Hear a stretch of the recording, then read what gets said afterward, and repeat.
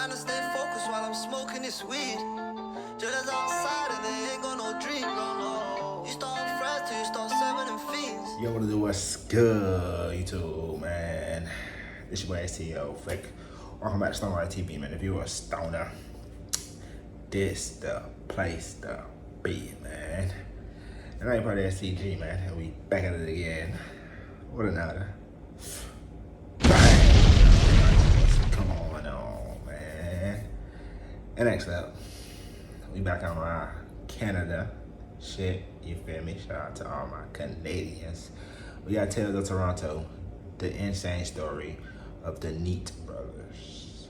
Now look, man, it's been a minute since I checked out some Tales of Toronto, but shout out to my boy Child Support. He always come through with the banger videos, bro. Y'all make sure y'all go check him out. Go subscribe to the channel, go show love, leave likes, you feel me, comment, whatever. But shout out to bro. Like I said, y'all know I already checked out a few of these before, so I guess I'm just checking this one out, bro. Never heard of the Neat brothers before, so it's gonna be my first time hearing of these guys, bro. But if y'all do like these videos, let's try to get this video to at least 50 likes, bro. Let's try to get 50 likes on this video, bro. Y'all want to see more videos like this. But I ain't gonna hold y'all. We gonna get right to this video. Y'all new to this channel. Y'all make sure y'all leave a like on the video. Make sure y'all comment down below for videos y'all may react to next. And y'all make sure y'all please hit that subscribe button, bro. And for this video, we got Tales of Toronto, the insane story of the Neat brothers. Let's see what we talking about, bro. To more breaking news now, Vancouver police are investigating an alleged kidnapping, putting out surveillance video of the victim that they want you to see. Officers say they're looking for Abdulkadir Handoli. They found a deceased male whose identity has now been confirmed as Farah Persay Handuli. You from a block that I ain't never heard of. Tryna play with me, it's gonna be a bloody murder. I'm switching gears, but you know I gotta keep my burn. I don't wanna flex, little bitch. I'm the biggest earner. You want the smoke? I got your wish. Timmy Turner in the trap, cooking bread. That's a hard ass song, I ain't gonna lie. The story of the Neat brothers begins in war-torn Somalia in the mid-1990s, where their parents immigrated from as convention refugees. In the IRCA, the author notes that thousands of Somalis have migrated to Canada since the mid-1980s to escape human rights abuses under the governing regime, as well as the civil war that ensued after the regime fell in 1991. With their home country in turmoil, the parents of the Neat brothers arrived to Toronto for a fresh start, but sadly, their troubles were just beginning. Police say at 11:50 this morning, a dark SUV pulled up to this TCH complex at Shoreham Court. Two males allegedly got out of the vehicle, ran up to a wooden fence, and fired between 4 and 6 shots into a backyard where Kahim and his friends were standing. Investigators say a man was waiting at a bus stop on Jane Street near Driftwood Avenue just after 3 this afternoon when he was approached by the suspect and shot 3 times. This double homicide happened about an hour after 2 other shootings just around the corner. Police say 2 men fired a number of shots at a teenage boy just south of the Jane Finch Mall at Driftwood Court and Venetian Crescent. After escaping war-torn Somalia, the Neat family landed in Driftwood Court, a tough racialized community located in the north side of Jane and Finch, otherwise known as Up Top. The block became notorious for its predominance of drug use, criminal activity, and more recently, gang violence. From the Young Buck Killers to the G-Siders and the most notorious crew of them all, the Driftwood Crips, Up Top became infested with gangs donning the blue flag, many of which can be dated as early as the 90s. Factors such as lack of social services, recreational facilities, and overcrowded schools are a few of the reasons for the increased crime in the community. Growing up in Driftwood raised unique challenges for the Neat brothers. It's getting worse now. That's what's crazy. It's getting worse. You just ain't got nothing to do, bro.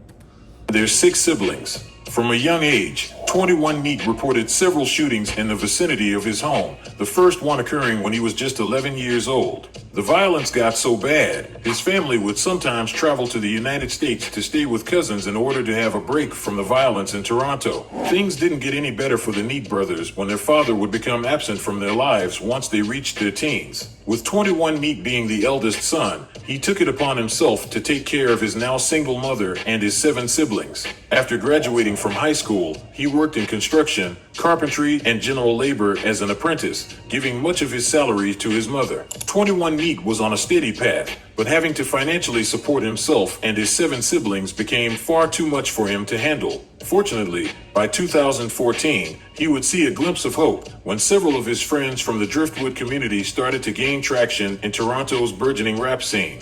From Robin Banks to Pressa to the Tall Up Twins, some have regarded Up Top as the GOAT factory due to how many talented artists were bred from the notorious block. The Neat brothers were often featured in the music videos for some of their biggest hits, but it doesn't appear either of them hopped into the studio right away, probably because they were too busy dealing with the feds.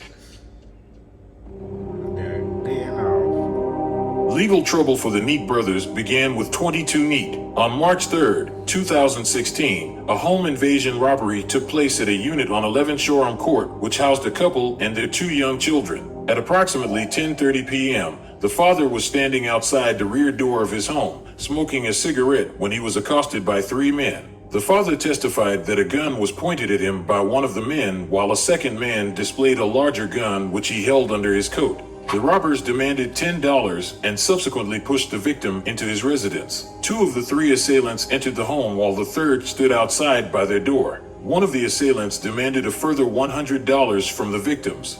A gun was then pointed at the victim's wife, who complied with the demand and turned over the money. As if the money wasn't enough, the assailants went out of their way to steal 6 containers of chocolate milk from the kitchen. These niggas wild, man. What the fuck? Man, these niggas wild, man. Why y'all study chocolate milk, though, bro? Come on, bro. What about the kids, bro? Y'all don't care about the kids, bro? Come on, bro. The gunman then ran upstairs to look for jewelry, which terrified the couple as their children were sleeping upstairs, so the wife rushed out of the rear door of the residence to a neighbor's house for help, somehow getting by the third assailant who was standing by the doorway. Her husband followed her, and the 3 robbers subsequently fled in the opposite direction and ran into another unit in the same townhouse complex. Unfortunately for the 3 men, the entire ordeal was caught on camera. So 6 hours after reviewing the camera footage, Toronto police stormed the residence the suspects escaped to and detained everyone found in the unit. Out of the 11 people detained, yes, 11, officers identified who they believed were the 3 robbers. 22 Neat, Michael Mensah, and a 16-year-old boy who cannot be identified under the terms of the Youth Criminal Justice Act were all arrested and charged with robbery with a firearm and possession of property. So how they just choose out of them 3 like that? I don't know. I mean, I don't know. I mean, they all was arrested, so they probably, yeah. By crime. Given the surveillance footage clearly showing the 3 perpetrators entering the unit after the robbery, officers had a more than ample basis to be suspicious of 22 Neat and his 2 accomplices. However, the judge handling the case believed there was an absence of evidence regarding the ins and outs of that residence from the time of the robbery until the arrests of the suspects. With the gaps in the evidence coupled with the lack of temporal connection between the arrests and the home invasion, the judge discharged 22 Neat and his accomplices on all counts. But 22 Neat's troubles with the law weren't over just yet. Damn, that boy got off good. Hell no. But that's what I'm saying. How they know? Like, how they know it was him? That's like a hella lack of evidence, bro. Like, literally.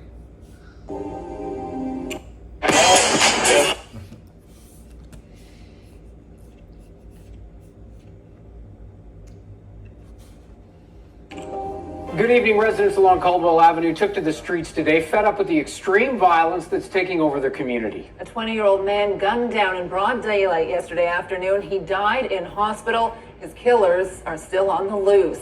The victim is identified as Hamzeh Serhan. His family says this photo was taken just a few weeks ago. Hamzeh Serhan and his 2 siblings were born in Canada, but raised in Lebanon until 2006, when they returned to Ottawa. Hamzeh went to St. Patrick's High School, then transferred to Nepean High School in grade 11. At Nepean, he excelled in rugby and basketball. A former football coach who coached Serhan during their 2008 season for the South Ottawa Mustangs Football Association said, "He was a great kid with a fantastic sense of humor." Not only was Hamzeh gifted athletically, but also academically. He had a keen interest in science and was studying biochemistry with hopes of not only finding the cure for cancer, but becoming a surgeon. He enrolled in pre-medical courses at the University of Ottawa, but being raised in community housing, the opportunities that others had didn't come his way easily. Simply put, he struggled financially. He confided in friends that he was selling drugs to make some extra cash. Unfortunately, he became a little too successful in his drug-selling endeavors, to the point Ottawa's anti-gang police raided 2 homes, one of them belonging to his parents. At the end of the 2 raids, police seized 2 vehicles, 37.5 grams of cocaine, 6.5 grams of crack, 60 pills of a prescription painkiller, a small quantity of marijuana, and nearly $12,000 in Canadian currency and $10,000 in U.S. currency. Hamzeh, then 19, his 22-year-old brother Mohammed, and 3 others were all subsequently charged with possession for the purpose of trafficking and possession of the proceeds of crime. Although these charges were withdrawn by May of 2017, Hamzeh's goal of turning his life around would be cut short just 4 months later. On September 20th, at around 3:20 p.m., Ottawa police received multiple calls reporting shots fired at 1500 Caldwell Avenue, an Ottawa community housing property. Witnesses described the scene of the shooting as a quick altercation among a group of people that sent multiple young men fleeing and mothers running to find their nearby children. When police arrived, they found Hamzeh laying lifeless in front of one of the units of the housing complex. One eyewitness told the Toronto Sun, "I don't know what it was about. He wasn't doing anything, just sitting there drinking a slushie." Another eyewitness told the Sun that the gunman, a young black male, was dressed in a gray hoodie and fled north on foot. 1 month later, Ottawa police issued a warrant for 22 Neat, believing he was the gunman in the shooting, which they later described as a targeted drug-related killing. At the time, this wasn't the only warrant out for 22's arrest. He had an outstanding warrant out in Milton, Ontario, after he assaulted a peace officer, and another in Vaughan in regards to a robbery. News of 22 Neat's trouble with the law would find its way to his brother, who became increasingly paranoid, and for good reason. According to court documents, shortly after his brother went on the run for Hamzeh's murder, 21 Neat was shot at 4 times within a 5-block radius. With the knowledge of his brother's gang activity, coupled with being shot at 4 times, 21 Neat purchased a firearm, moved to Calgary for a bit, then settled in Vancouver. From the following videos, it appears he spent much of his time giving back to the community, if you want to call it that. Gang in the bell, Dad. Big gang, get on the. Get the trip. Shout out to the bro. What you want right now? Anything you want. It's good in there. On the house. On the house. Shout out to the Horse gang, yeah? Ramadan. We have to pay Harvey. What you want? What you want? You want that? What you want? Big quarter pounder, hot dog. Give him that. Right there. Where's the color smoke food?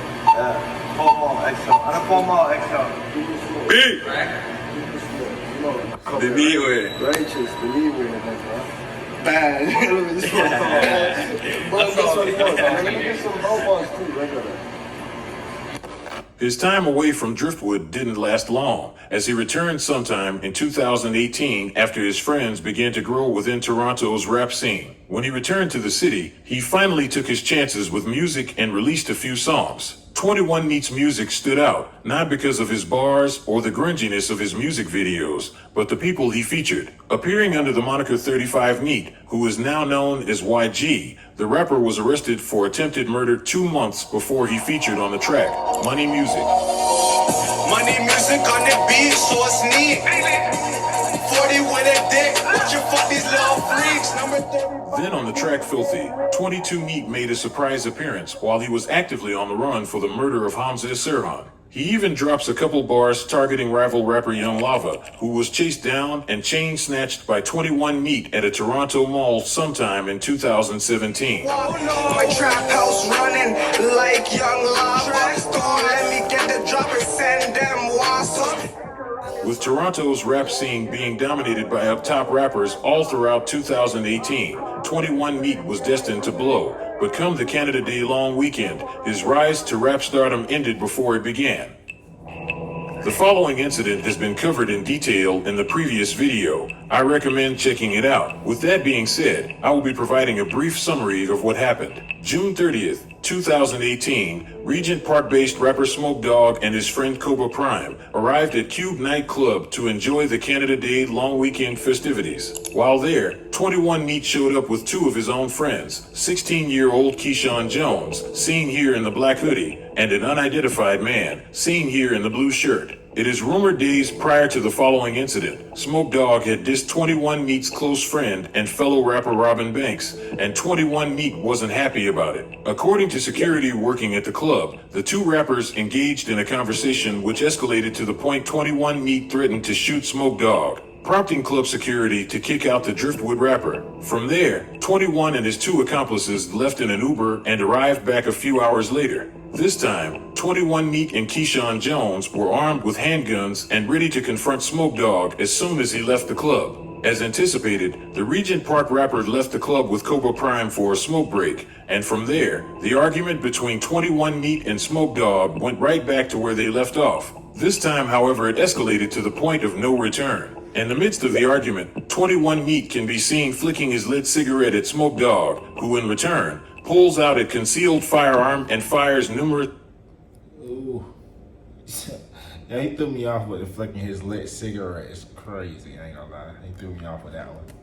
Point of no return. In the midst of the argument, 21 Neat can be seen flicking his lit cigarette at Smoke Dogg, who in return pulls out a concealed firearm and fires numerous rounds at 21 Neat. 21 Neat runs into the street for cover, fumbling his firearm in the process. He then grabs it and runs towards Smoke Dogg, who at this point began fleeing. As Smoke Dogg ran for safety, he crossed paths with Keyshawn Jones, who can be seen on camera pointing his own firearm at Smoke Dogg and firing the kill shot. 21 Neat then catches up to Smoke Dogg, who is now laying on the ground, and proceeds to fire several shots into his lifeless body. 21 Neat and his accomplices then make their escape. With how heavily surveilled the area was at the time, in addition to the numerous witnesses at the scene. Oh my gosh, bro, you can't do shit. Like, bro, why would you think you could do something, bro? Like, why would you think you could do something there, bro? There's so many cameras, bro. It's insane, bro. To actually carry out a murder is insane, bro. Fleeing. As Smoke Dogg ran for safety, he crossed paths with Keyshawn Jones, who can be seen on camera pointing his own firearm at Smoke Dogg and firing the kill shot. 21 Neat then catches up to Smoke Dogg, who is now laying on the ground, and proceeds to fire several shots into his lifeless body. 21 Neat and his accomplices then make their escape. With how heavily surveilled the area was at the time, in addition to the numerous witnesses at the scene, it didn't take long for Toronto police to issue a Canada-wide warrant for 21 Neat and Keyshawn Jones, but the gun-toting duo had already made their escape. What? Where do these niggas went? Huh?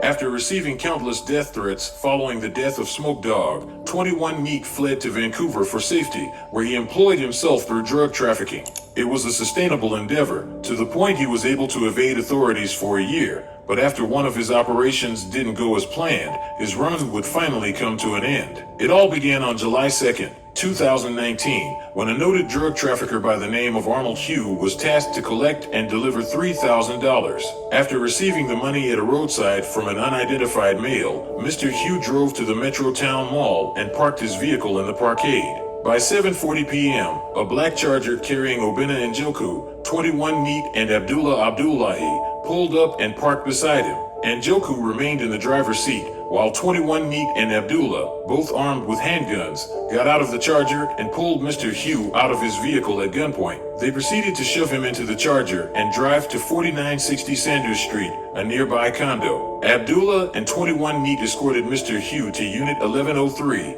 while Njoku left the premises. Once inside the unit, 21 Neat took Mr. Hugh's cell phone, erased all of its contents, and began texting someone using the alias, Stay Chef In. The unidentified person he was communicating with was using the alias, Stay Neat Always. The following text conversation between the two happened mere hours after the kidnapping occurred. 21 Neat begins by saying, "I'll really wig this kid."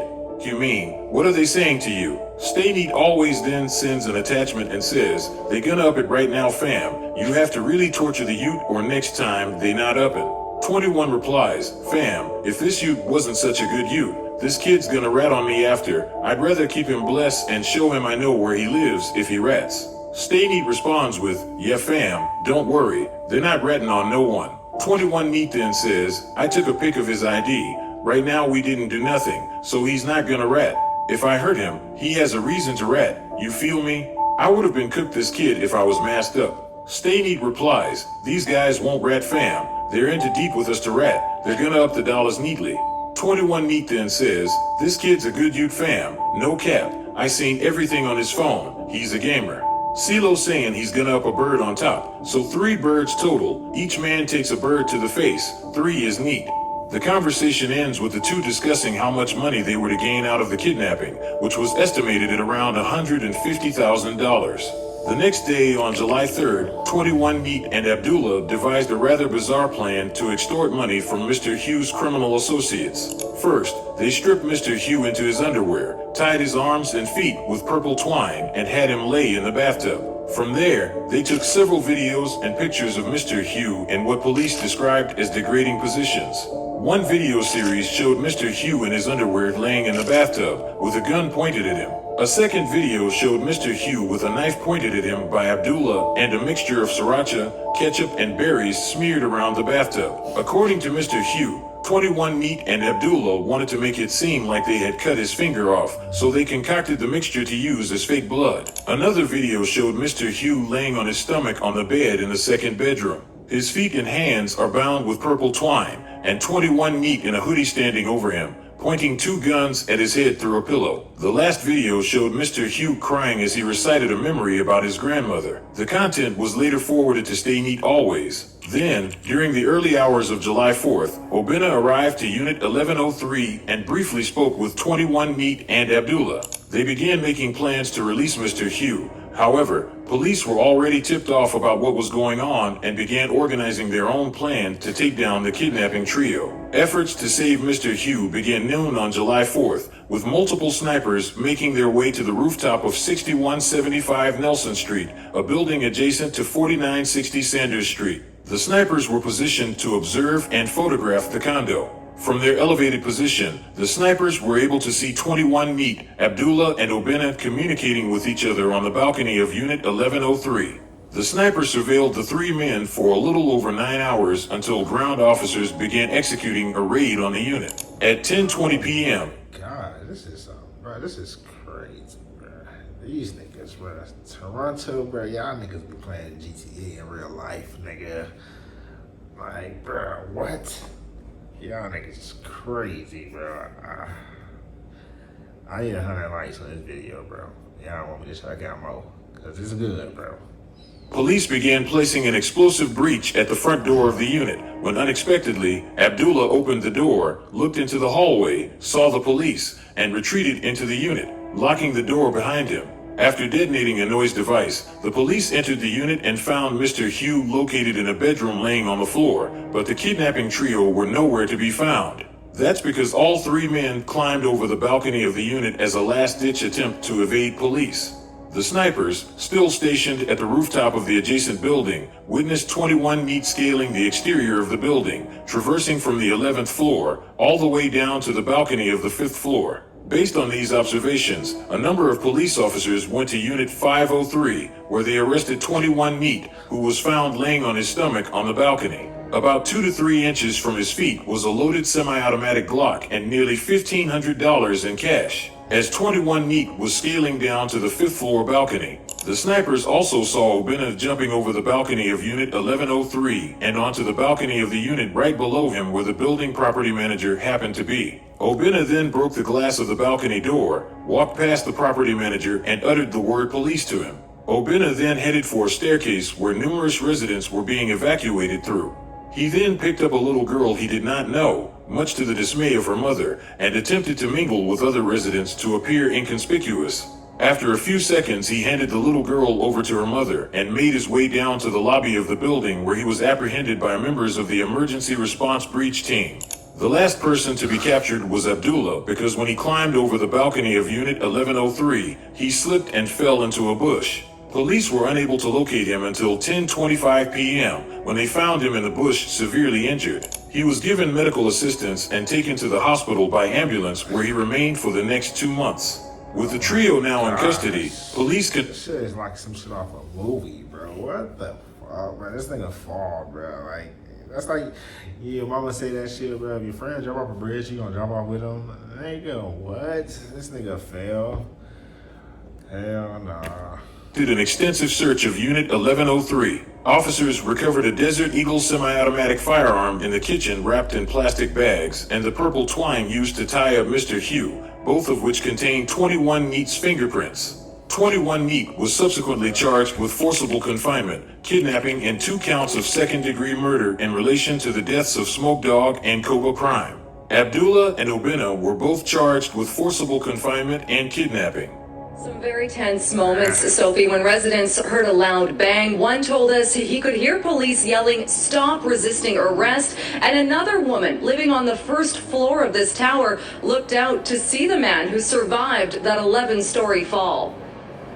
Probably 10 to a dozen firefighters and paramedics working on this guy that's lying there where those leaves are strewn about. This all unfolded after RCMP descended on this Burnaby apartment high-rise, responding to a report of a kidnapping and hostage.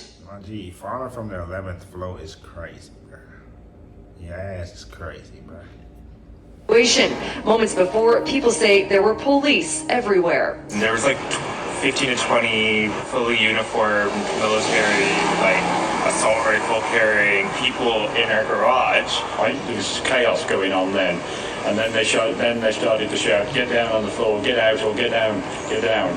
I just grabbed my baby and they just ran out of the house. Several residents say they heard a loud bang just before the man fell from the balcony. There's some sort of police explosion flash that they used to shock whoever was inside the unit. Members of the emergency response team then entered a suite on the 11th floor where 3 suspects were inside. It is reported that they observed 3 persons exiting the apartment by way of the balcony. 2 of those individuals were soon thereafter apprehended, but one fell to the ground and was seriously harmed. The man who fell landed in this bush and was then taken to hospital. The other 2 somehow got back inside the building. When I opened the door a few minutes after, see those things come out. There's 4 police officers, like SWAT guys, kneeling on somebody. Burnaby RCMP are continuing to investigate the kidnapping. The IIO was called in to investigate if any actions by police led to the suspect's injuries. Let's get real. Art, up to that mug. That nigga is just crazy.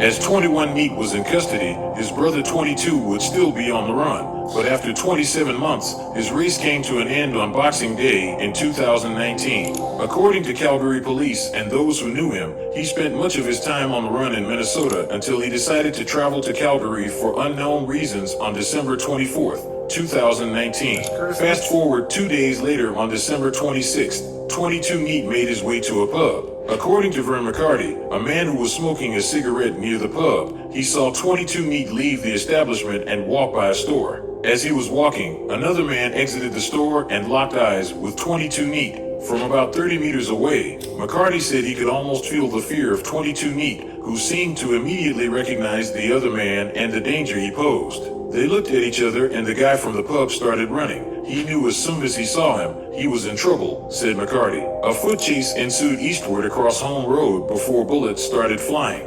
22 Neat managed to make his way in front of a liquor store where he collapsed and died from the bullet wounds he sustained. From the public will help him. Wait, huh? Okay, that kind of confused me though. So wait, huh? So he just, wait, huh? Who was the dude that killed him? Fear of 22 Neat, who seemed to immediately recognize the other man and the danger he posed. They looked at each other and the guy from the pub started running. He knew as soon as he saw him, he was in trouble, said McCarty. A foot chase ensued eastward across Home Road before bullets started flying.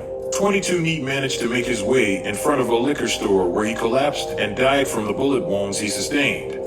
From the public will help them catch whoever did this. About an hour ago, we learned the name of the man who was killed. He is 23-year-old Farah Handel of Ontario. Police believe that he'd only been in Calgary since December 24th. Now, it all started to happen last night around 9 o'clock. Police called out to the area of 16th Avenue and Home Road in the Northwest after witnesses reported seeing people shooting at each other. When officers arrived, they found the body of a man lying in the middle of the westbound lanes of 16th Avenue, only feet from where I'm standing right now. The man was pronounced dead at the scene. On January 6, 2020, Calgary police located a man they believed was connected to the murder of 22 Neat. 24-year-old Mohammed Hussein Ahmed was located Saturday in Ontario and was taken into custody on an impression warrant, with officers unable to find the firearm used in the killing. Coupled with the lack of updates on the case, this leaves me to believe Mohammed was not convicted, but when it came to 21 Neat's murder case, it was a much different result. On July 21st, 2022, an Ontario Superior Court judge sentenced 21 Neat to life in prison with no chance of parole for 20 years for the murders of Smoke Dog and Cobra Prime. In a brief statement, 21 addressed the courtroom and apologized to the victims' families who were in attendance at his sentencing hearing. I regret their deaths, and I wish I could take them back. I feel the pain in their loved ones' voices, and I am very sorry. According to those present in court, he was very emotional and at one point crying. Then came the kidnapping trial. The victim, Arnold Hugh, provided very questionable testimonies throughout the trial. He refused to provide the names of his criminal associates and vaguely remembered the details of his kidnapping ordeal. Inevitably, this changed the outcome of the case. Originally charged with kidnapping and forcible confinement, Obinna Njoku was acquitted of all charges despite transporting the victim to the condo where he was held captive for 3 days. Even the fact that he had picked up a little girl in an attempt to evade police did not tip the scales against him. Apparently, the Superior Court Justice accepted his explanation that he had picked her up in an attempt to help her down the stairs. Njoku's conduct with respect to the little girl was shocking. The Superior Yo, bro. Oh my gosh, bro. Listen. If I was 21 Neat and I heard that shit, I would have been hot. Nigga, what? This thing got off so fucking smooth. He got off so clean, bro. Down the stairs. Njoku's conduct with respect to the little girl was shocking, the Superior Court Justice said. Based on my observations of Njoku on the video in the lobby and the testimony of the building manager as well as the little girl's parents, I have no difficulty finding that Njoku frightened her parents. It was not an act of altruism, but was a bold effort by Njoku to escape detection. That said, I am not satisfied that the evidence of his attempt to evade police tips the balance to found proof beyond a reasonable doubt. The Superior Court Justice then concluded his involvement had been limited and, at some point, 21 Neat and Abdullah had even turned on him. And so, Obinna Njoku was acquitted of all charges. Next up was Abdullah. The 32-year-old sustained life-altering injuries after falling from the 11th floor balcony. Because of a spinal cord injury, he now needs a cane, has to wake up every 2 hours due to his inability to control his bowel and bladder, and needs his spouse's help to shave, shower, and dress. He also suffers from post-traumatic stress disorder. There is no doubt that his injuries are debilitating and lifelong, the Superior Court Justice said. With Abdullah's crippling health conditions, coupled with the victim's questionable testimonies, Abdullah was found guilty of the lesser charge, unlawful confinement. He was sentenced to 2 years and subject to house arrest for the last 12 months of his sentence. Lastly, 21 Neat was also found guilty of the lesser charge of unlawful confinement. He was sentenced to 6 years, which will run parallel with his life sentence.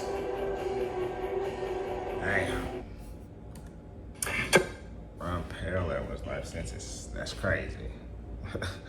Hey, it's y'all boys. Toronto is like a movie, bro. Shout out child support. That's it for the video. Y'all boys, make sure you like on the video. Make sure y'all comment down below what video y'all me at to next. Y'all make sure y'all please hit that subscribe button, bro. We out, man. Just don't like TV.